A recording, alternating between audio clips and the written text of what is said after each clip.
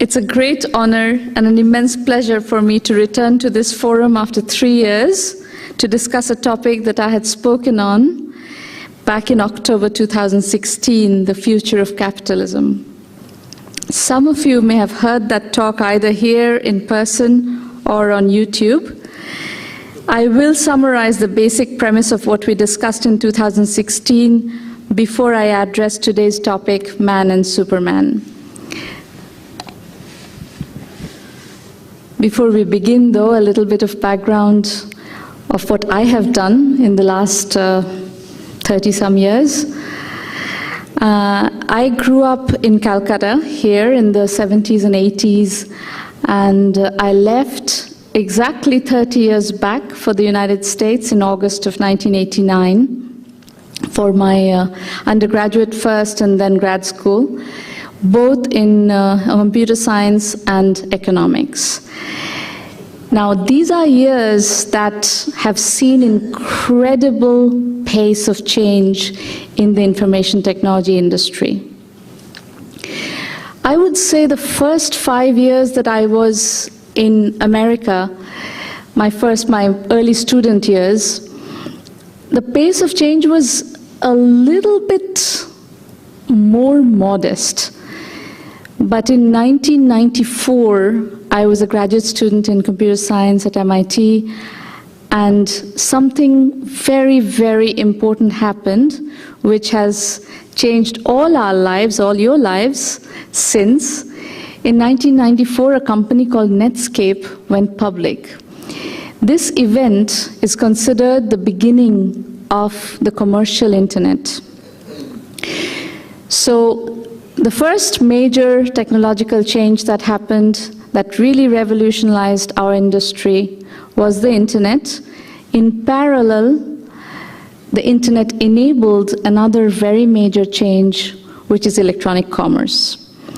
So today, you are constantly using electronic commerce of all kinds. You've probably come here by Uber or Ola. You're shopping on Amazon all the time. All that started in the mid-90s. A little bit later, something else happened, which also has become an integral part of our lives, which is called social media. So today you're using Facebook all the time, WhatsApp all the time. All these started around 2004, I would say. 2004 is considered the beginning of the social media revolution. After that, another earth-shattering event happened in 2007 when Apple released the first iPhone. That is considered the beginning of the smartphone. Again, something else that has completely changed our lives, revolutionized how we interact with society, how we communicate, and so forth. There are two other contemporary, similar time frame revolutions that happened. One is cloud computing. The definition of cloud computing, for those who are uninitiated, is that, in the beginning of the computing era, we used to buy, companies would buy hardware, companies would buy software. Today, companies generally tend to subscribe to software. So just like you pay your electricity bill or your phone bill on a monthly basis, you pay your cloud computing bill, and there are different kinds of cloud computing services that have come about. So that's been a major revolution in how business software is consumed in particular. The last trend that I will talk about, or just touch upon for the moment, we'll talk about it later in more detail, is artificial intelligence. We are absolutely bang in the middle of the artificial intelligence trend right now. The era of artificial intelligence, in a way, is just beginning. This is going to really change everything. That's what we'll discuss today. So my career kind of proceeded alongside all these different trends. I was at MIT in 1994 when the internet was starting, and I was in the PhD program. I took my master's and I decided to leave to start my first company. I did not stay for the PhD. And through the 90s, I started one company after another. I did 3 technology startups, all in the internet domain, through the 90s. Then I consulted for another 10 years. I wrote a lot. I still write a lot. I wrote a column for Forbes for a long time. I've written about 13 books, all in this general technology entrepreneurship area. And in 2010, I launched what I do today, which is 1Mby1M. I'm the founder CEO of this global virtual accelerator, the first and only one of its kind. And our mission is to help 1 million entrepreneurs reach $1 million and beyond in annual revenue. So that's the perspective from which I will be addressing the topic that we put out there for you to invite you to come here today to listen to. So let me summarize first the basic premise of what we discussed in 2016 before we come to Man and Superman, today's real topic. I had said in 2016 that I'm optimistic about the next couple of decades. I believe strongly that entrepreneurship and entrepreneurial capitalism can be democratized and wealth can be created in the middle of the pyramid using capitalistic principles. In the next 2 to 3 decades, the potential for distributed capitalism is very high and the outcome should be extremely positive around the world. That is the mission upon which my current work with 1Mby1M is based. We are trying to help 1 million entrepreneurs achieve $1 million in annual revenue and beyond, thereby creating $1 trillion in global GDP and 10 million jobs. However, beyond our entrepreneurship development work, there is tremendous inequality due to technology and automation on the horizon. In the 30 to 50-year time frame and beyond, technology and automation will create unprecedented disruption. 60 to 80% of all jobs will likely get automated, and that is a scary situation. I'm sure you're thinking, oh, I've heard this before, machines replacing jobs, new jobs always emerge. Yes, in the Industrial Revolution, for instance, that was a major concern, but we have seen tremendous job growth since then. This technology revolution is, however, different. Before, machines could not think. Now they can. And because of the processing power available in tiny chips, they can think incredibly fast, process unbelievable amounts of data in a nanosecond. Artificial intelligence, machine learning, and robotics are moving forward at breakneck pace right now. The march of automation looks pretty much unstoppable. So what does society look like in an all-play and no-work world? Work is an essential block of human existence today. Work offers identity, structure, meaning. If you take work out, human beings will have to figure out what their identity is all about. If they don't have to go to work for significant chunks of the day, they need to find alternative means of creating structure. These are not easy things to come up with on the fly. In a post-work world, there is the danger of people with nothing to do becoming zombies who watch television all day long or play computer games. An idle brain is a devil's warehouse, as the saying goes. I find the idea of a society comprising mainly of idle people extremely scary. Now, this is also a scenario in which capitalism fails. Most people don't earn money anymore and have to be put on some sort of welfare. Inequality grows to extreme levels. Only a very small percentage of people make huge fortunes. There's a small affluent class. The rest has no jobs and hence no means of subsistence. There are, needless to say, 2 schools of thought. A utopic one, in which society becomes so rich that people's basic needs are all met, and people have infinite leisure to pursue art, music, scientific research, sports, hobbies, friendships, spiritual contemplation, etc. A dystopic one, in which people become zombies. 8 to 12 hours a day of television watching and playing immersive video games instead of going to work. long, unproductive days, identity crisis, social unrest, crime. And by the way, people are quite poor. Basic needs are met, but no one has any money to buy anything discretionary. So people don't have any incentive to produce anything of value either, except the basics. Or some luxury products for the super rich, which no one else can afford. The super rich go on vacation to Mars on Elon Musk's spaceship. Humanity otherwise lives an uninspiring existence. All this is not that far away. 30 to 50 years, capitalism will come under tremendous duress, if not an existential threat. We will go back to a fortune at the tip of the pyramid society, and that tip will be incredibly small. A few thousand people will control all the wealth in the world. Capital will drive wealth, not labor. There is no reason to work. Hence, there is no incentive to work. People who own the machines will make the money, and that's one of the key issues driving the concerns over the future of artificial intelligence. The first major conclusion that I have arrived at since the 2016 talk I gave here is that human history is about to bifurcate into two distinct classes. The wealthy, powerful, highly educated class that will come to dominate the future, and the useless zombie class that will be the planet's majority. Today, I shall further explore various aspects of this bifurcation.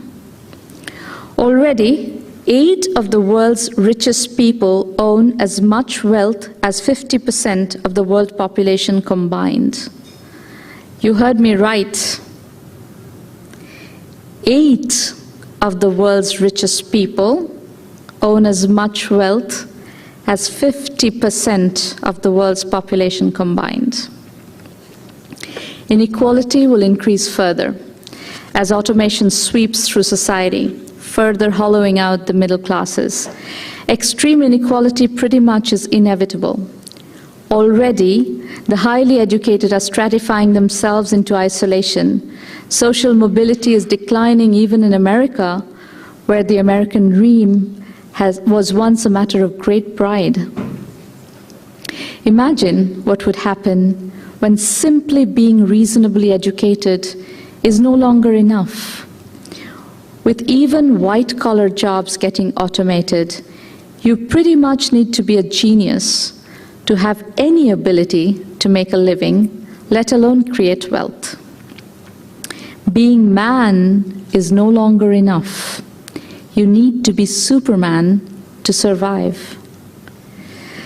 Add to that yet another scientific curveball: medical advancement in brain implants and genetic engineering. The rich geniuses will not only get the best medical treatments for their ailments, they will also be able to afford more esoteric and expensive enhancements through medical procedures like brain implants. The benefits of this scientific discipline will accrue to Superman, leaving man further behind. Have you heard of designer babies? The progeny of the wealthy will be designed to specifications of brilliance, editing out all diseases, genetic disorders that have often been handicaps thus far. Inequality increases even further, and in a few centuries are we then looking at Superman driving man to extinction? This is the key question I want to explore today. In doing so, I would like us to make one key assumption for this evening. Biotechnology-enabled brain enhancement is going to happen. There will be roadblocks and speed breakers that will slow the adoption of this technology. Policy is one such speed breaker. Religion could be such a speed breaker. Why tamper with God's creations? It is a sin. Economics could be a speak breaker. Only the rich can afford, the poor cannot. But once the technology is ready, all these questions will get answered. And that answer, I believe, lies in the future of education. Think for a moment how powerful an education opportunity this offers to humanity. If a nanoscale implant can be installed on a human brain that immediately empowers that individual to speak and write English like Shakespeare, French like Proust, Bengali like Tagore, understand economics like Amartya Sen, physics like Einstein, dance ballet like Anna Pavlova, play sitar like Ravi Shankar, in the end, humanity will embrace this technology. The key question would then be, what ought to be in this implant? That, in my opinion, will be the greatest philosophy question of the 21st century. Tonight, we have congregated at an institution that first and foremost cares about philosophy. However, if you look at modern education systems around the world, philosophy is not part of the compulsory education system. Ethics is not taught in secular schools by and large. What creates a happy life is not taught in schools. As technology has become the dominant force of economic advancement, software programming has taken precedence over almost every other discipline. But that is about to change. We don't need programmers. In another couple of decades, we won't need programmers. Automatic code generators will be writing software. Brain implants, thus, won't necessarily need programming languages as part of the repository. Rather, they would need social intelligence. Why has humanity been so successful as a species on planet Earth?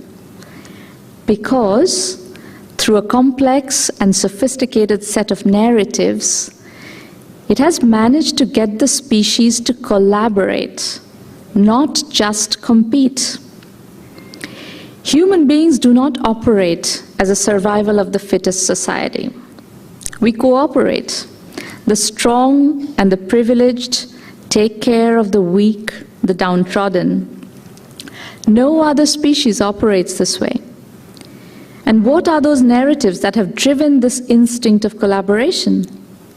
Religion is perhaps the foremost of those. Christianity touted the concept of service as a path to heaven. Swami Vivekananda built this institution around the same basic principle. The Jewish community is deeply philanthropic and service-oriented. But counter to this age-old principle runs human selfishness, the crass animalistic instinct of might is right, it is okay to swindle people, it is okay to steal as long as you don't get caught. So it seems to me that one of the key pieces of the brain implant ought to be the service and philanthropic orientation, and alongside that, a deep sense of justice, fairness, ethics, righteousness. What if we can simply eliminate dishonesty through brain implants? What if this evolutionary step humanity is about to take ensures that the new man will be ethical by design? Imagine how powerful a step we could be taking.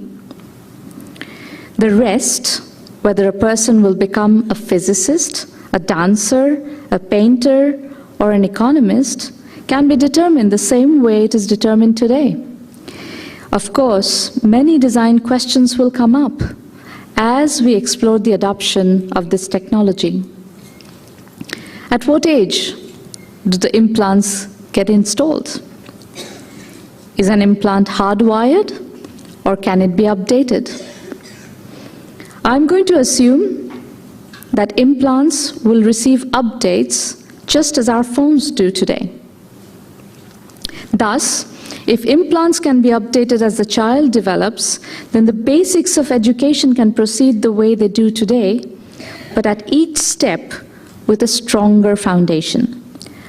No longer would there be any risk of a child not fully grasping a lesson in algebra or trigonometry. Everyone grasps everything. No more competition for grades. Learn, then learn more. Think, then think more. Learn to be creative. Invent. Innovate. Based on that learning, no child fails, no child is left behind. The child reaches 18 with a broader and deeper knowledge of the options to then make a choice of which discipline to make her vocation. Further updates to the implant happen accordingly. If physics is her choice, then she starts her journey with all of the existing knowledge and understanding of physics in her brain right away. She then builds on that knowledge and explores how to advance that knowledge. Our young physicist is operating at a genius level off the bat. Let us now see what she invents. Cross-disciplinary updates are possible. If she is interested in biotechnology and organic chemistry, both topics can be updated at a very young age. Maybe she then goes on to invent cures for depression at the cusp of these two disciplines, addressing brain chemistry in innovative ways.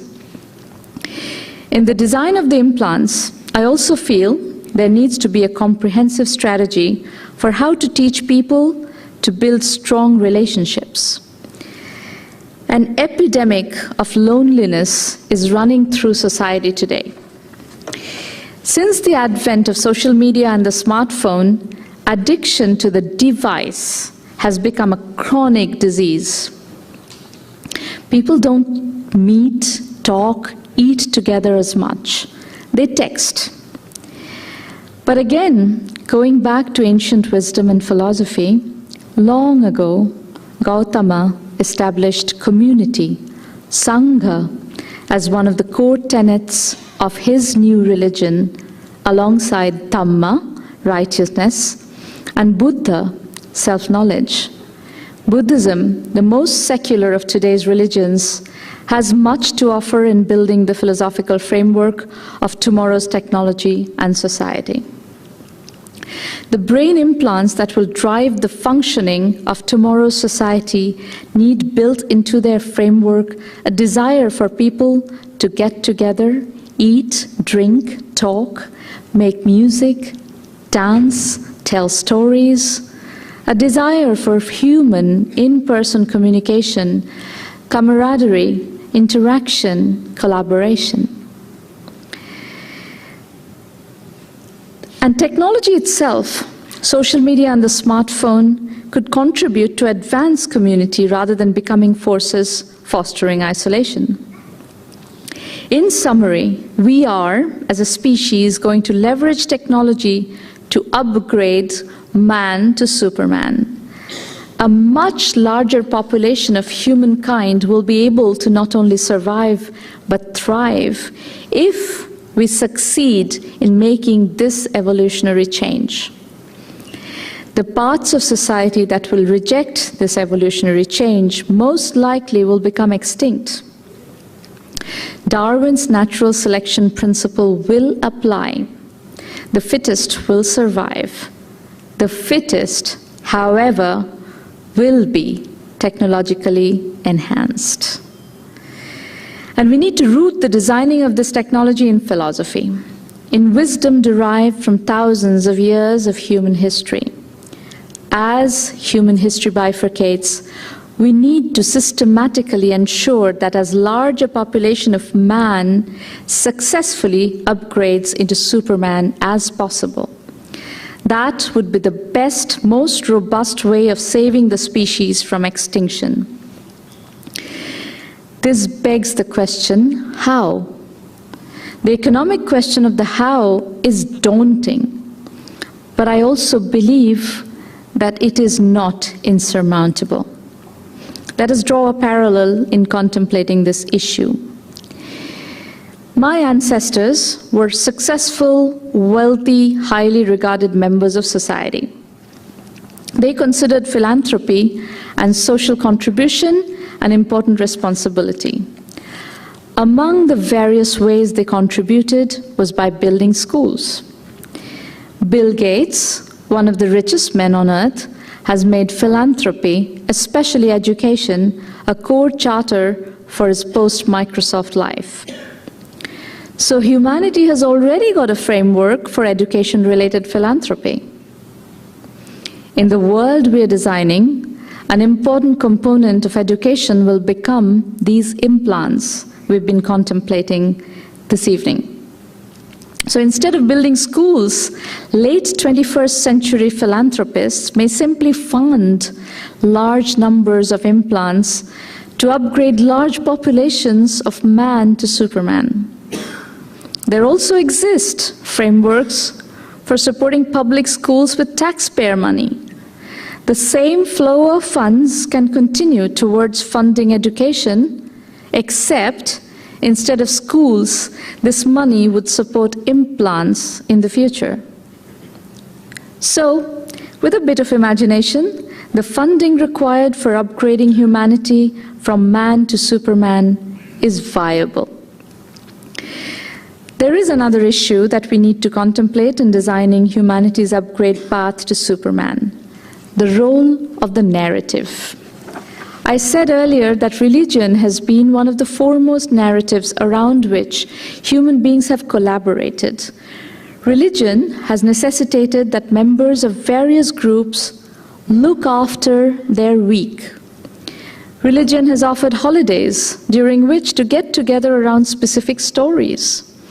Durga Puja, the greatest religious holiday here in Kolkata, is built around a wonderful story of the goddess visiting her parents with her children.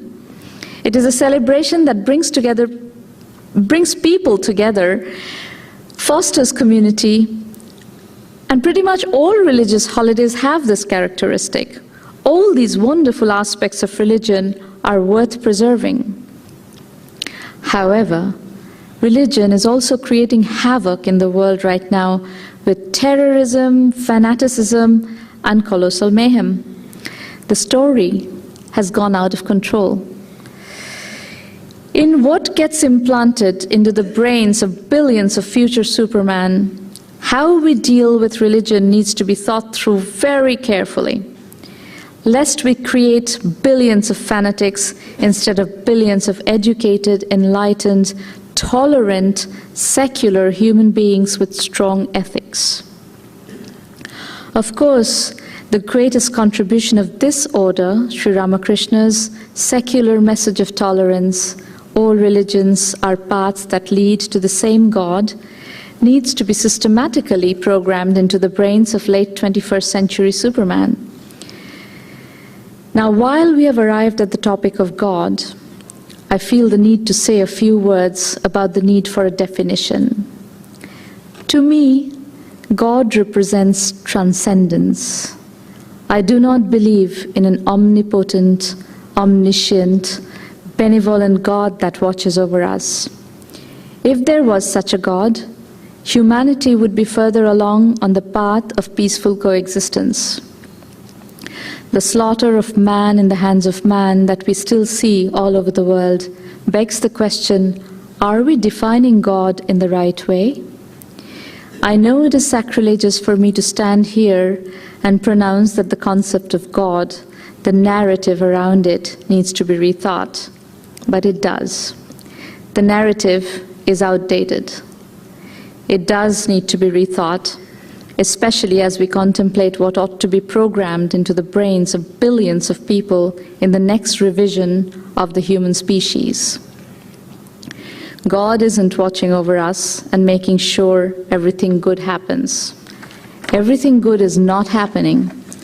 If you have any doubt whatsoever on this subject, remind yourself that Bashar al-Assad is currently the president of Syria.